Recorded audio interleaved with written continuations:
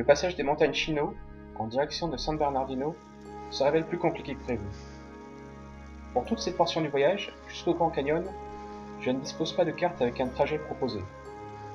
J'ai donc établi un parcours en espérant que tout soit bien autorisé. J'ai suivi la rivière Santa Ana pendant un long moment, une piste cyclable très agréable. À un moment donné, je suis obligé de faire quelques kilomètres sur un freeway, l'équivalent d'une autoroute, ce qui est interdit en théorie. Un policier m'arrête juste au moment où je sors, mais me donne seulement un avertissement. La seule autre option était de passer à pied dans les montagnes, un petit détour d'une demi-douzaine d'heures. Le lendemain, je suis en vue des montagnes de San Bernardino, qui marquent la limite nord de l'agglomération. Je suis arrivé à Los Angeles il y a déjà 4 jours. Certains états me prendront moins de temps à traverser. Le passage de ces montagnes constitue une deuxième interrogation pour mon trajet. On m'a conseillé un parcours qui suit la route 66 un long moment avant d'arriver sur un morceau de freeway à nouveau. Mais aurais-je le droit de l'utiliser cette fois-ci? C'est censé être le cas en Californie quand il n'y a aucune autre route. Je suis maintenant loin de l'océan et l'environnement est de plus en plus désertique. Le passage du freeway sera finalement accessible au vélo, mais entre deux sorties uniquement.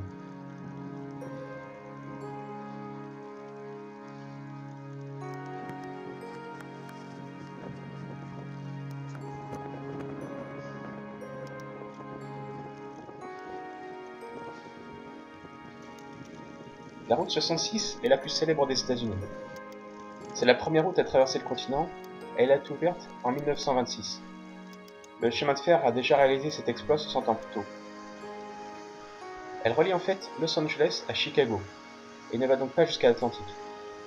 Pour autant, elle a symbolisé l'esprit de conquête américain et aussi les mouvements de population vers l'ouest lors de la Grande Dépression.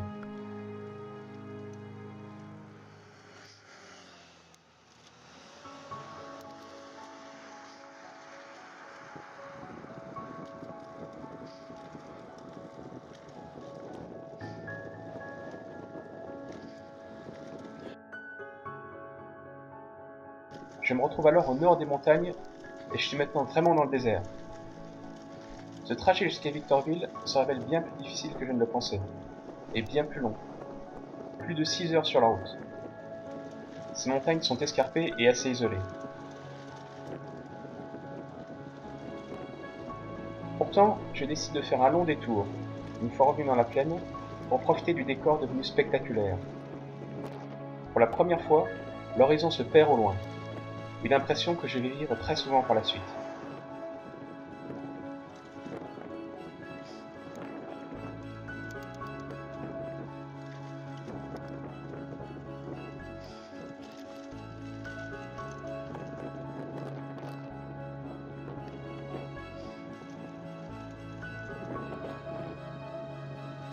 Je suis toujours en Californie, le plus grand état derrière l'Alaska et le Texas, mais c'est un paysage totalement différent qui se présente devant moi.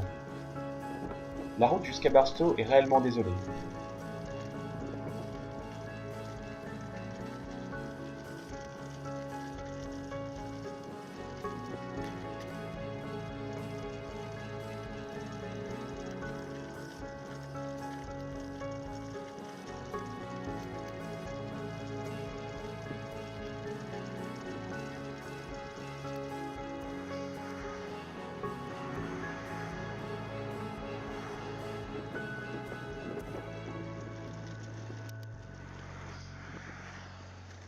Je suis à nouveau sur la route 66, qui flirte avec l'Interstate 15 en direction de Las Vegas.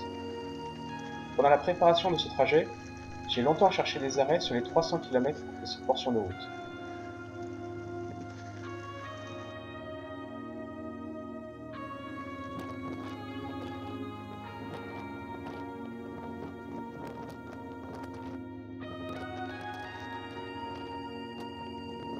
Ce qui est sûr, c'est qu'à un moment ou à un autre, je vais devoir finir par emprunter l'Interstate, donc l'autoroute.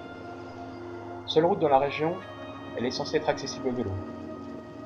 Je retarde le plus longtemps possible l'entrée sur l'autoroute, je finis par me perdre, me fais courser par des chiens, je passe un pont fermé à la circulation, mais je trouve enfin un point d'accès.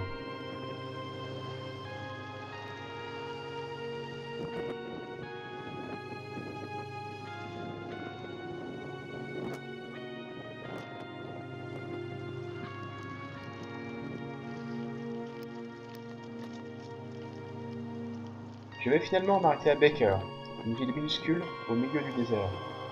Ce trajet, malgré les difficultés, est l'un des plus marquants que j'ai fait. Slalomant entre les collines et les déserts de sable pendant des heures. Le dépaysement est total.